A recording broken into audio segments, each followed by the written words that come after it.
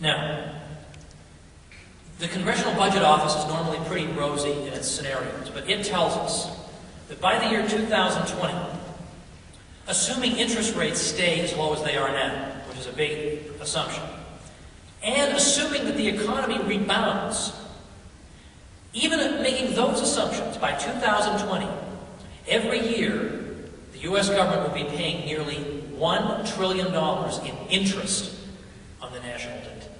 Yikes. So that's a ceiling that you're coming up against. And yet, meanwhile, and again, I don't want to disillusion people, but the Republican Party pledged to America, pledged to basically keep all the budget-busting things off the table, and then to cut an unspecified $100 billion. $100 billion. This is like saying, I'll give you a coupon for $3 off a trip to the moon. That's the big, bold proposal that we're getting. So folks, we are on our own. There ain't nobody coming to save us. We are on our own. But what's particularly going to hit us is this demographic problem. Between the years 2000 and 2040, what we will have seen is the number of people aged 65 to 84. These are called the young old. The number will have increased by 80%. And the so-called old, this is what demographers say, people who are 85 and older will have increased by 240%. By the year 2050, the number of people in the U.S. who are age 100 and older will have increased by 13 times. Now, it's not that we are upset about this, that, oh my goodness, it's terrible that people are living longer. We're all very happy that people are living longer. That's not the issue. But consider further. In 2040, we will see a big difference from 1940, when in that year, the number of college-age kids in the U.S. was 9.6 million, and the number of people 65 and older was 9 million. So there were more college-age kids. But 2040, we're going to have 20.2 million college kids, 75.2 million people aged 65 and older. And now this is a problem, again, not because we begrudge people longer lives, but simply because of the health costs and promises that have been made. And they are multiplied very greatly at these advanced ages. And provision has simply not been made for this. And in fact, even the Medicare projections already incorporate cost cuts. The Medicare projections for the future already assume that costs are going to somehow come down, without telling us how. So if you're thinking, well, look, we'll bring costs down and then we'll get these Medicare projections down, too late. They already brought the projections down before they did anything about the costs. So now we've got a situation where the present value of the unfunded liabilities, that is, the liabilities that are being due to people, the shortfall, we consider all the taxes that will be collected for these purposes, that's already factored in. Over and above that, the present value of these entitlement programs, where it's going to be due, is $111 trillion. You think that's not possible, right? Somebody would have told me this, right? That's not possible. But I'm afraid it is. You go to usdebtclock.com, I think it's .com, and they monitor it consistently. So we would have to, if we're going to continue at this pace, we'd have to pretty much change the tax structure. We'd have to change it pretty dramatically. To start funding these things on budget, we'd have to increase income tax rates from the 10% rate, we have to go up to 26. The 25% rate, we have to go up to 66. And the 35% rate, we have to go up to 92%. Now, you think that might have a slightly dampening effect on the economy? So that's what's going on. And so what's going on with the young people? 85% of college seniors are planning to move back in with their parents after they graduate. They don't know what to do. And then they have to deal with the fact that on average they're in debt $23,000.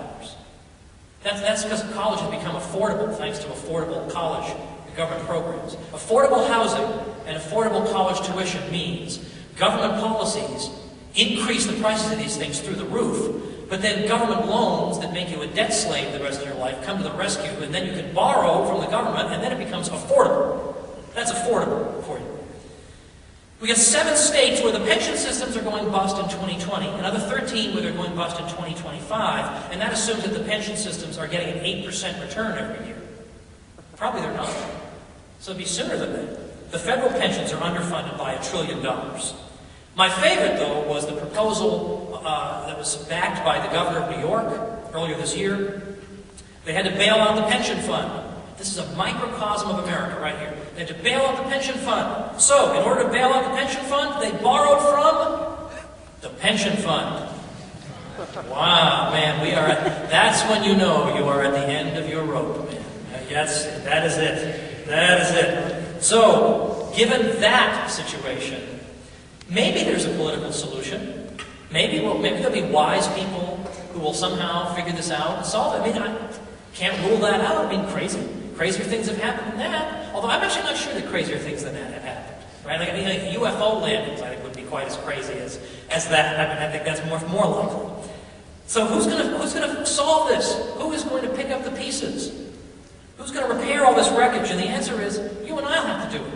Because you peel away the government, and who's behind it? Who's the one? Where do they get all their resources from? They get it all from us. We are ultimately the root of this thing. And they give us the illusion that we can forever keep absorbing other people's resources. We can all live at each other's expense, and this can all work out. But ultimately, when you get right down to it, it's just us. And there isn't going to be any pension fund if they're already borrowing from it now. So we are going to have to figure this out. We're going to be facing a very severe fiscal crisis, and it'll say a lot about who we are as to how we address it. We're going to have to figure out how to care for each other again. Not just callously assuming that some bureaucracy is caring for needy people. We're going to have to do that ourselves. We're going to have to take stock of our own lives and ask ourselves, what talents do I have that I can voluntarily put at the service of my fellow man when a time of great need arises? And likewise, what are my needs that I may need, that perhaps somebody else will be able to help me with? We'll need some kind of giant Craigslist to coordinate this, but neighborhoods and communities will have to identify who are their vulnerable people. And through just sheer elbow grease and volunteer work and generosity that comes from the heart, not from the barrel of a gun, that's the only way that we'll get through this. There is no way. You can print all the money you want, but if the resources aren't there on the shelf, it's not going to do anything for you. So I've got some suggestions about some ways of coping with this. That's part of the reason that I was at work on a new book. But basically, what we've seen in the face of this coming catastrophe, we now have an administration that's in power that promised us change we could believe in. But the change, did it change any of what we're just talking about? I mean, is the debt now lower? Are these unfunded entitlements taken care of? Is any of this taken care of? Change we can believe in turned out to be more of the same, except worse. Let's just keep doing more of this, and so on and on. And that's not to say that the Republican Party has a lot of credibility either. It's quite an interesting contest to pit the one against the other. But it all boils down to kick the can down the road. Print, borrow, spend. Never actually address the situation like adults. Well, my friends, it's coming to us. We're going to come face to face to it. And yes, we have been taken advantage of. We have been exploited. A lot of young people's futures have been mortgaged by all the debt that's been racked up by people who care nothing about their welfare. The people who govern us are described, as charitably as I can think of, as immature children. And in fact, I even hate to say that because my own 7-year-old knows this doesn't work. So I don't really know how to describe it. But in this situation, it's us alone. We have to be the adults. We have to sort this out. We have to come up with some kind of solution when disaster strikes. And the disaster will either be some pain now that will hurt a lot, or it will be a catastrophe in the future. And let us do whatever we can as opinion molders in our own communities to make sure that of these two undesirable scenarios, we pick the better so that our fellow Americans are not in fact subjected to a kind of social calamity we can hardly conceive of. And on that note, have a nice day. Thank you very much.